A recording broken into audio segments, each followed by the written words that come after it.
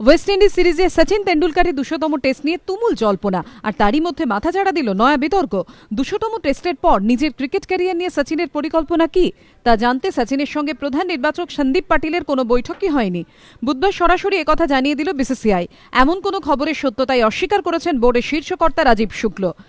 उसके ऊपर किसी किस्म का दबाव ना तो सिलेक्टर डालते हैं ना बीसीसीआई डालते हैं। ये उसको जो है स्वयं जो है उसको ये फैसला लेना पड़ेगा उस खिलाड़ी को कि कब रिटायर होता है कब नहीं रिटायर होता है। इसलिए मुझे नहीं लगता कि इसमें किसी भी किस्म की कोई सच्चाई है।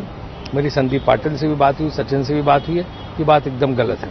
সংবাদ মাধ্যমে প্রকাশ, ওয়েস্ট ইন্ডিজ সিরিজের ঘোষণার পরই নিজের 200তম টেস্টের পর সচিনের পরিকল্পনা কি তা জানতে সচিনের সঙ্গে কথা বলেছেন সন্দীপ পাটিল। কিন্তু এদিন একথা একেবারে উড়িয়ে দিয়েছেন সন্দীপ।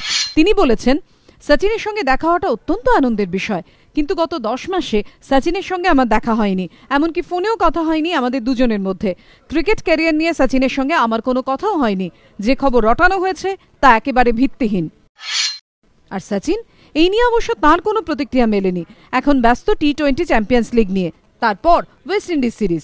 ফোকাস এখন ক্রিকেট ব্যাটে। তার 200তম টেস্টকে স্মরণীয় করার তুমুল তোড়জোড়, তাতেও কোনো হেলদোল নেই। তাকে নিয়ে ঘনিয়ে ওঠা বোর্ডের ভেতর মহাবিতর্কেও একই রকম নিস্তরঙ্গ তিনি, কেননা তিনি সচিন রমেশ তেন্ডুলকর। এবিপি আনন্দ।